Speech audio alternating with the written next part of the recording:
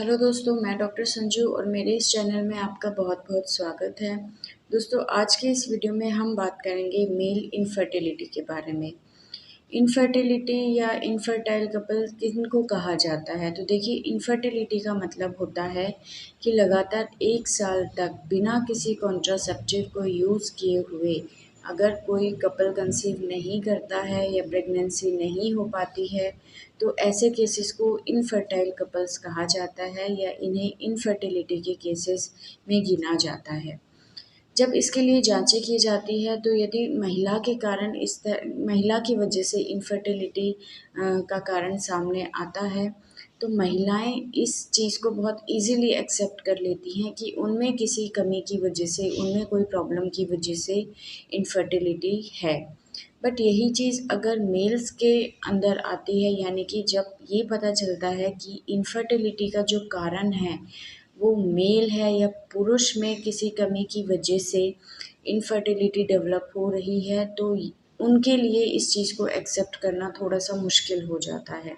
क्योंकि लगभग देखिए 40% जो इनफर्टाइल कपल्स होते हैं, उनके अंदर मेल फैक्टर रिस्पॉन्सिबल होता है इनफर्टिलिटी के लिए। तो ऐसी चीज़ों को सुन के जो मेल्स होते हैं, पुरुष जो होते हैं, वो बहुत जल्दी डिप्रेशन का शिकार हो जाते हैं। और मैं ये कहना चाहूँगी कि आज के टाइम पे मेडिकल लाइन में इतने एडवांस प्रोसीजर आ गए हैं कि मुश्किल से मुश्किल इनफर्टिलिटी के केस को भी बहुत इजीली हैंडल किया जा सकता है और खुद के स्पर्म से प्रेगनेंसी पॉसिबल हो सकती है। तो आज के इस वीडियो में हम बात करने वाले हैं ऐसे कारणों के बारे में जिनकी वजह से मेल इनफर्टिलिटी के होने के चांसेस रहते हैं। देखिए, प्रेगनेंसी के लिए शुक्राणुओं का होना ज़रूरी होता है, स्पर्म्स का होना ज़रूरी होता है मेल्स के अंदर। तो ये जो स्पर्म होते हैं, ये जो शुक्राणु होते हैं, वो पुरुषों के अंदर जो टेस्टिस पाई जाती हैं स्क्रोटम के अंदर, उनके अंदर इनका प्रोडक्शन होता है। टेस्टिस के अंदर कुछ सेल्स पाई जाती हैं जिनको कि सार्टोली सेल्स बोलते हैं। ये सार्टोली सेल्स एक ट्यूब्स लाइक स्ट्रक्चर होता है उनके अंदर पाई जाती है, यानी कि टेस्टिस के अंदर सेमिनिफेरस ट्यूब्यूल्स होती हैं। इन ट्यूब्यूल्स के अंदर कुछ कोशिकाएं पाई जाती हैं, कुछ सेल्स पाई जाती हैं जो कि शुक्राणुओं को बनाने का काम करती हैं। इन शुक्राणुओं के बनाने का जो कंट्रोल होता है वो हमारा ब्रेन करता है, यानी कि ब्रेन से कुछ हार्मोन्स रिलीज होते हैं जैसे कि एफएसएच, एलएच। ये हार्मोन जो होते हैं ये स्पर्म प्रोडक्शन पे कंट्रोल करने का काम करते हैं, यानी कि स्पर्म प्रोडक्शन प्रॉपर बने उसके लिए ये इंस्ट्रक्शन देते हैं टेस्टिस की सेल्स को कि स्पर्म का प्रोडक्शन बढ़ाना है या स्पर्म्स का प्रोडक्शन नॉर्मल है, तो वो चीज़ बनी रहे उसके लिए ये हार्मोन्स रिस्पॉन्सिबल होते हैं। एफएसएच जो हार्मोन होता है उसका मेन फंक्शन होता है इन सार्टोली सेल से स्पर्म यानी कि शुक्राणुओं का प्रोडक्शन करवाना। दूसरा जो हार्मोन होता है एलएच, ये जो एलएच हार्मोन होता है ये एक दूसरी तरह की सेल्स पाई जाती हैं जिनको कि लीडिंग सेल्स बोलते हैं। इनके थ्रू टेस्टोस्टेरोन हार्मोन का प्रोडक्शन करवाना इस एलएच हार्मोन का मेन फंक्शन होता है। जो टेस्टोस्टेरोन हार्मोन होता है आप सभी जानते हैं कि मेल्स के अंदर जो भी मेल कैरेक्टर डेवलप होते हैं प्यूबर्टी के टाइम पे, उन कैरेक्टर्स को डेवलप कराने के लिए टेस्टोस्टेरोन का होना ज़रूरी होता है। जो स्पर्म होते हैं ये टेस्टिस के अंदर बनने के बाद एक ट्यूब लाइक स्ट्रक्चर से यूरिथ्रा के अंदर आकर खुलते हैं। इस ट्यूब लाइक स्ट्रक्चर को हम वास डिफरेंस बोलते हैं। इस ट्यूब के थ्रू जो स्पर्म है वो यूरिथ्रा के अंदर छोड़ दिए जाते हैं और यूरिथ्रा से फिर ये फीमेल बॉडी के अंदर ट्रांसफ़र कर दिए जाते हैं। अगर इन 4 जगहों पे यानी कि हार्मोन जो रिलीज़ हो रहे हैं ब्रेन में वहाँ से कोई प्रॉब्लम हो या टेस्टिस के अंदर कोई प्रॉब्लम हो या इनके ट्रांसपोर्ट में कोई प्रॉब्लम हो या फिर फीमेल बॉडी के अंदर पहुँचने तक अगर इनके रास्ते में कोई परेशानी आती है, तो ये सभी कारण रिस्पॉन्सिबल होते हैं मेल इनफर्टिलिटी के लिए। तो अब बात करते हैं कारणों के बारे में कि कौन-कौन से कारण हो सकते हैं मेल इनफर्टिलिटी के लिए। पहला कारण हो सकता है हार्मोनल कॉज, यानी कि ब्रेन से जो हार्मोन रिलीज हो रहे हैं, ब्रेन के अंदर जो पिट्यूटरी ग्लैंड पाई जाती हैं, उनसे हार्मोन्स जो रिलीज होते हैं एफएसएच एलएच, अगर उनका प्रोडक्शन कम हो रहा है, वो ब्रेन से किसी वजह से कम रिलीज हो रहे हैं, तो इसका इफ़ेक्ट जो होता है वो स्पर्म प्रोडक्शन पर पड़ता है। अगर किसी तरह की कोई इंजरी हो जाती है ब्रेन के अंदर, या फिर कोई ट्यूमर हो जाता है पिट्यूटरी ग्लैंड का या हाइपोथैलेमस का, तो उनकी वजह से भी इन हार्मोन्स के सिक्रेशन पर इफ़ेक्ट पड़ता है। दूसरा कारण होता है स्पर्म डिसऑर्डर, यानी कि कोई भी ऐसी वजह जिसकी वजह से स्पर्म का प्रोडक्शन नहीं हो पा रहा है टेस्टिस से, तो ये एक कारण होता है मेल इनफर्टिलिटी के डेवलप होने का। यानी कि अगर टेस्टिस के अंदर कोई प्रॉब्लम है, उसके अंदर कोई इन्फेक्शन है, कोई इंजरी है, कोई बाय बर्थ कोई डिफेक्ट है, तो उसकी वजह से जो टेस्टिस है वो प्रॉपर स्पर्म प्रोडक्शन नहीं कर पाती है, और इसकी वजह से फिर आगे इनफर्टिलिटी डेवलप होने के चांसेस हो सकते हैं, जैसे कि एज़ोस्पर्मिया, ओलिगोस्पर्मिया, इस तरह की प्रॉब्लम डेवलप हो सकती है। नेक्स्ट अगर कारण की बात करें तो वो आता है कि स्पर्म बन ठीक रहे हैं, हार्मोन्स भी ठीक बन रहे हैं, लेकिन इसका जो ट्रांसपोर्ट है, यानी कि टेस्टिस से और यूरेथ्रा तक आने का जो रास्ता है, उसमें कहीं अगर ब्लॉकेज होती है, तो ये एक कारण हो सकता है मेल इनफर्टिलिटी का। यानी कि अगर किसी तरह का कोई ऑब्स्ट्रक्शन है, यानी कि कोई रुकावट है स्पर्म के ट्रांसपोर्ट में, तो उसकी वजह से भी मेल इनफर्टिलिटी डेवलप हो सकती है।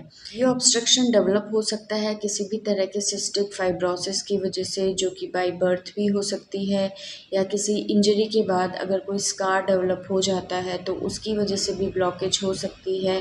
कोई कंजेनाइटल डिफेक्ट की वजह से अगर ब्लॉकेज हो जाती है, तो ये भी एक कारण होता है ऑब्स्ट्रक्शन होने का। फोर्थ रीज़न आता है इरेक्टाइल डिसफंक्शन से रिलेटेड, या इजैक्यूलेशन से अगर कोई प्रॉब्लम रहती है रिलेटेड, तो उसकी वजह से भी जो ये स्पर्म है ये फीमेल की बॉडी में नहीं जा पाते हैं, और इसकी वजह से भी इनफर्टिलिटी डेवलप हो सकती है।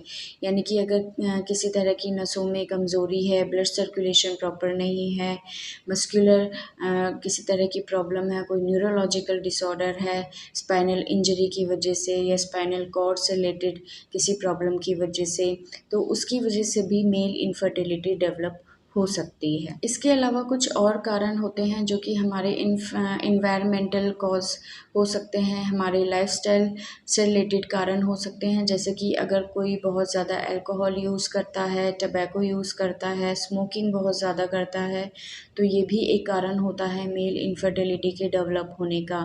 अगर कोई पेशेंट, किसी को डायबिटीज़ है, हाइपरटेंशन की प्रॉब्लम है, हार्ट डिजीज़ है, थायराइड से रिलेटेड कोई प्रॉब्लम है, ओबेसिटी है, किसी तरह का स्ट्रेस है, डिप्रेशन की कंडीशन है, एंग्जाइटी बहुत ज़्यादा रहती है, वीकनेस बहुत ज़्यादा रहती है, पुअर डाइटरी हैबिट है, यानी कि खान पान किसी का ठीक नहीं है, एक्सरसाइज नहीं करना, इस तरह की हैबिट से भी कहीं ना कहीं इन चीज़ों पर इफ़ेक्ट पड़ता है।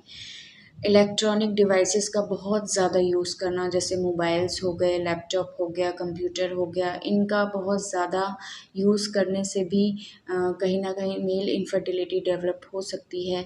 अगर आप किसी ऐसे एनवायरनमेंट में काम कर रहे हैं जहाँ पे बहुत ज़्यादा केमिकल्स हैं, रेडिएशन का बहुत ज़्यादा एक्सपोज़र है, तो उसकी वजह से भी इनफर्टिलिटी डेवलप होने के चांसेस हो जाते हैं। ये कि कैंसर के लिए, किसी तरह की मैलिग्नेंसी के लिए आपने रेडिएशन थेरेपी ली है, या फिर कोई कीमोथेरेपी बहुत लंबे टाइम तक ली है, तो इन मेडिसिन्स के लॉन्ग टर्म इफ़ेक्ट की वजह से भी मेल इनफर्टिलिटी डेवलप हो सकती है। ऐसे केसेस देखे गए हैं। अब बात करते हैं डायग्नोस के बारे में, कि यानी कि कैसे पता लगा सकते हैं कि क्या कारण हो सकता है मेल इनफर्टिलिटी के होने का।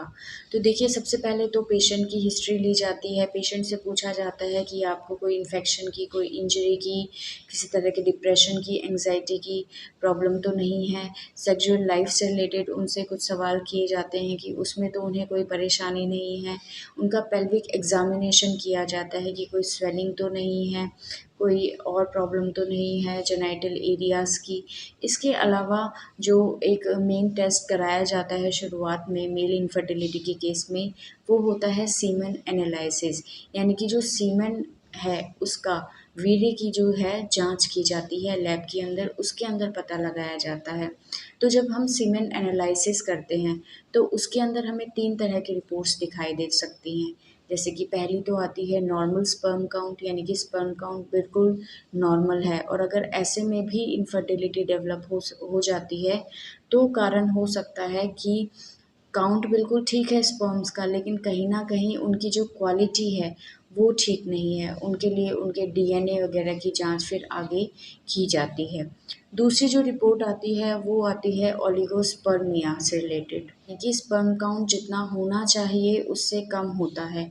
नॉर्मली जो स्पर्म काउंट होता है वो 15 मिलियन यानी कि 15 मिलियन पर एमएल से ज़्यादा होना चाहिए। नेक्स्ट जो रिपोर्ट आती है वो आती है एज़ोस्पर्मिया। एज़ोस्पर्मिया का मतलब होता है सीमेन के अंदर स्पर्म काउंट निल होता है। इसके अलावा अल्ट्रासाउंड कराया जाता है स्क्रोटल रीजन का, उसके अंदर किसी तरह की अगर टेस्टिस में प्रॉब्लम होती है, किसी तरह का अगर कोई ब्लॉकेज होती है, कोई ऑब्स्ट्रक्शन होता है तो उससे रिलेटेड हमें अल्ट्रासाउंड में पता लग सकता है। इसके अलावा हार्मोनल टेस्ट कराए जाते हैं जिनके अंदर की एफएसएच, एलएच और टेस्टोस्टेरोन का लेवल चेक किया जाता है। एफएसएच का लेवल अगर नॉर्मल आता है तो यानी कि स्पर्म का प्रोडक्शन बिल्कुल नॉर्मल तरीके से हो रहा है, यानी कि टेस्टिस के अंदर कोई प्रॉब्लम नहीं है। ऐसे में ऑब्स्ट्रक्शन होने के चांसेस ज़्यादा रहते हैं कि यानी कि टेस्टिस में स्पर्म बन प्रॉपर रहे हैं लेकिन किसी वजह से वो बॉडी से बाहर नहीं निकल पा रहे हैं।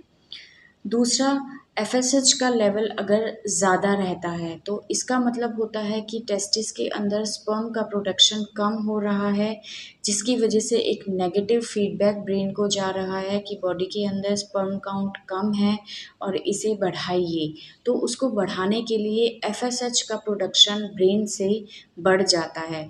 यानी कि अगर एफएसएच आपका बढ़ा हुआ आता है तो इसका मतलब है कि आपकी टेस्टिस के अंदर स्पर्म का प्रोडक्शन प्रॉपर रूप से नहीं हो पा रहा है, यानी कि कोई प्रॉब्लम टेस्टिस के अंदर है जिसकी वजह से स्पर्म काउंट प्रॉपर नहीं बन पा रहे हैं। एलएच अगर नॉर्मल है तो इसका मतलब है कि टेस्टोस्टेरोन आपकी बॉडी में नॉर्मली बन रहा है, लेकिन अगर एलएच बढ़ा हुआ आता है तो यानी कि टेस्टोस्टेरोन का लेवल आपकी बॉडी में कम है।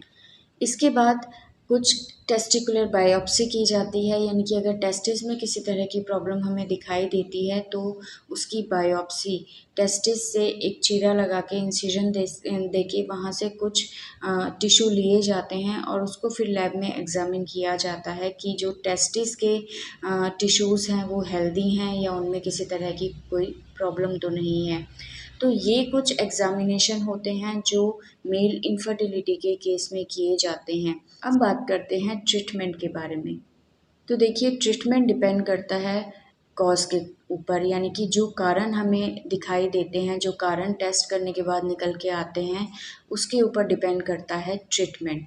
तो अगर किसी तरह का कोई हार्मोनल डिसऑर्डर है तो बाहर से हार्मोनल मेडिसिन्स दी जाती हैं पेशेंट को। जिसके अंदर किसी तरह की अगर कोई प्रॉब्लम है तो टेस्टिकुलर बायोप्सी से उसको एग्ज़ामिन किया जाता है।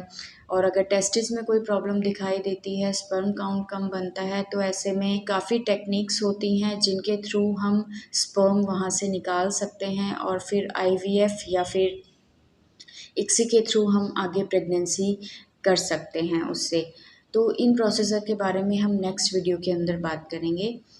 इसके अलावा अगर किसी तरह का कोई ऑब्स्ट्रक्शन हमें दिखाई देता है तो उस ऑब्स्ट्रक्शन को या तो मेडिसिन से या फिर सर्जरी के थ्रू रिमूव किया जाता है। अगर सेक्सुअल कोई प्रॉब्लम है, इरेक्शन से रिलेटेड है, एजैकुलेशन से रिलेटेड है, तो उसके लिए कुछ मेडिसिन्स प्रेस्क्राइब की जाती हैं। इसके अलावा अगर अल्कोहल, स्मोकिंग करते हैं तो उसको बिल्कुल अवॉइड करना है। और अगर आप किसी ऐसे एनवायरनमेंट में रहते हैं जहाँ का टेम्परेचर बहुत ज़्यादा हाई रहता है, रेडिएशन के कांटेक्ट में रहते हैं, केमिकल्स के कांटेक्ट में रहते हैं, तो इन चीज़ों से थोड़ा-सा दूर रहने के लिए एडवाइस किया जाता है। अगर आपका वेट बहुत ज़्यादा है तो उसको आप मेंटेन रखिए, फिज़िकल एक्टिविटी, एक्सरसाइज़ आपको ज़्यादा से ज़्यादा करना है, हेल्दी डाइट आपको लेनी है। अगर आपको स्ट्रेस है, एंग्ज़ायटी है, डिप्रेशन है तो उसके लिए आप मेडिटेशन करिए, एक्सरसाइज़ करिए। वो अपनी सेक्सुअल लाइफ से रिलेटेड कोई प्रॉब्लम है तो वो वो सारी हिस्ट्री आपको अपने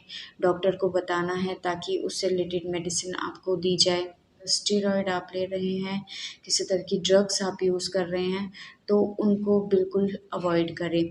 ये कुछ इस तरह की लाइफ़स्टाइल या एनवायरमेंटल से रिलेटेड कुछ कारण ऐसे होते हैं जिनका ओवरऑल चाहे कोई भी कारण हो, चाहे हार्मोनल कॉज़ हो, ऑब्स्ट्रक्शन हो, टेस्टिकुलर कोई रीज़न हो या आपके सेक्सुअल लाइफ से रिलेटेड कोई प्रॉब्लम हो, इन सभी कारणों पे आपकी लाइफ़स्टाइल का और एनवायरनमेंट का बहुत ज़्यादा इफ़ेक्ट पड़ता है। तो आप इन चीज़ों को भी बहुत अच्छे से ध्यान में रखें। इससे रिलेटेड एक और वीडियो मैंने बनाया है कि किन कारणों की वजह से आपका स्पर्म काउंट कम हो सकता है, उस वीडियो को भी आप जाके चेक कर सकते हैं। ये था वीडियो मेल इनफर्टिलिटी से रिलेटेड। अगर आपके किसी तरह के सवाल हैं इस टॉपिक से रिलेटेड या कोई और प्रॉब्लम से रिलेटेड या किसी बारे में आप जानना चाहते हैं तो आप हमें कमेंट करके बता सकते हैं और हमारी नेक्स्ट वीडियो को देखने के लिए चैनल को सब्सक्राइब ज़रूर कीजिए। Thank you.